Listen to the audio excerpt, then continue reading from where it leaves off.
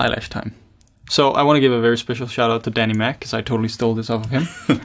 With great tutorials, you should check them out.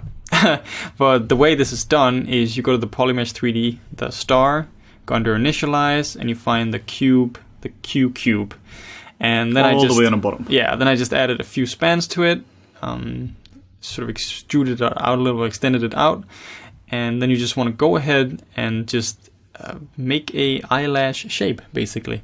I tried with a few different kinds of shapes, some round ones, some triangular ones, and one that I found the best for me, you can see here we can taper it in, but this round shape I didn't really feel like worked so well, so I ended up flattening it a little bit so there's more of a plane, and then going in and then tapering this shape. I don't know, this just worked for me. I think this shape looked the best. Like I said, I tried a few different ones, but I like this one the best. You can go in and add some individual variation to the base, just so it's not tapered, like it's not a linear taper. I just felt that it looked nicer. This also gave it a little more of an organic look. Obviously, it's a very, very small detail, but I think at this stage, every little bit helps, essentially. So we're just going to be basing everything off of this one piece of geometry. Go in, and we're also going to add a smooth bend to this before we do anything. Just make sure you do it on the right axis. The smooth bend is nice compared to the regular bend, because the regular bend doesn't add any smoothness to it. I'm assuming S bend stands for smooth bend, so because it's a smoother bend. But yeah, this is the shape, and you can sort of tweak that how you want your lashes to be. It's easier to add this curvature in the beginning than making straight lashes from the get-go. So now, this is going to be a very boring and repetitive process, so we have sped this up for you just because no one wants to look at this for eternity. Yeah, there's just no point. Yeah, I think, maybe real time, this took like 10 or 15 minutes or so, and it's just kind of, it's just labor intensive, the same task over and over again. Yeah. So, spoiler alert, you take the thing and you duplicate the thing, and yeah, then you move it into place. So the only things I would say to be aware of with the lashes is their position, where they originate from. Right there on the little bit underside of the lid, but not in the eye, but just there a little bit underneath the border. There's also a difference between the lengths of the lashes. So lashes tend to be longer towards the outside of the upper lid, and they get shorter and shorter towards the inside of the upper lid. And what I've done here, again, shout out to Danny Mac, is bundling them together in pairs of 3s. You could do more, you could do less. I cross over a few of them just to give me a more organic feel, try to bunch them up closer together, because this just helps mitigate that super fence post look where you just have lash that's just spaced out. This way, it's sort of like a tileable texture, and it gives you a lot for free to begin with, and after that point, you start to duplicate it out. You can always go in and tweak, do individual tweaks to one lash or a pair of lashes. I think lashes are so important when it comes to a character like this. If you're doing, like a orc form or Lord of the Rings and stuff like that, they would also have lashes, but it's less important to get that in. Yeah. If you have a limited time or whatever it might be, you definitely don't spend your energy on that for a more creature-like creature, but no, for something like this, it's so important. One nice handy trick here is anything you've masked, you can hit Control-W on your keyboard. You can see we did that there, where we added separate poly groups, so they just are different colors.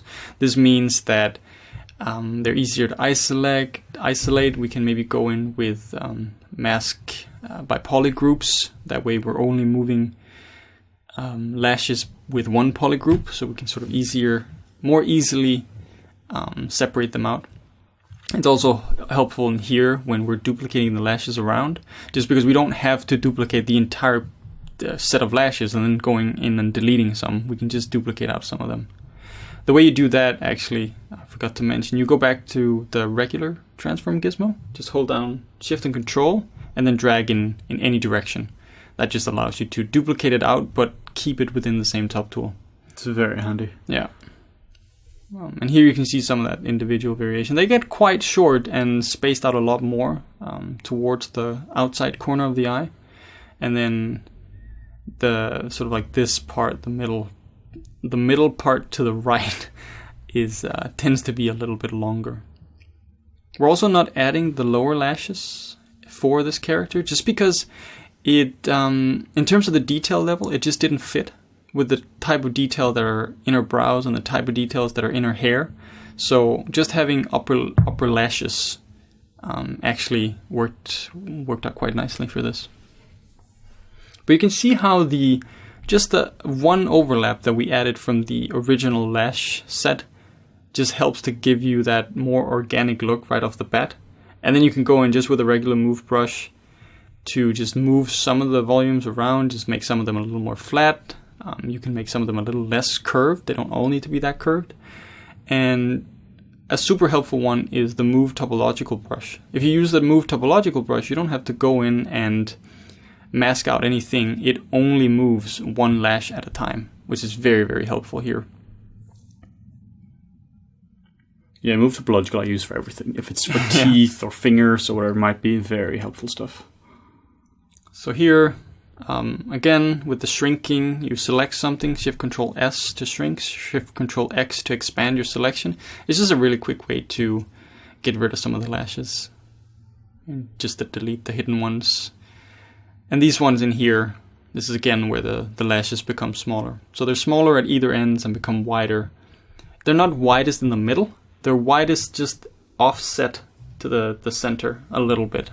That's just a good thing to keep in mind. Again, observation. Yeah. There's so much different, individual variation in lashes. Yeah, and different color as well. Like my lashes are almost completely white, so you can barely see them, even though they're quite long. So if you want to emulate that on a sculpture, you might want to make them a lot thinner. Yeah. And if you have really dark lashes, you might want to make them a lot thicker. So here I'm just using the mirror tool from Subtool Master. If you go to plugin Subtool Master, there's a mirror function there where you can just mirror something on the x-axis, but keeping it part of the same tool. I just put that in my custom interface just to make it easier for me to do that. Yeah, I use this quite a lot as well. So, yeah, and because I'm lazy and because the lashes are tiny, there's really no reason to make them individual on either side. Oh God, why would you do that? The shape changes a little bit, and I think that is enough to convey that they look different anyway. So that's just a really quick look at how we do lashes in ZBrush, and you actually get a really nice organic look from it.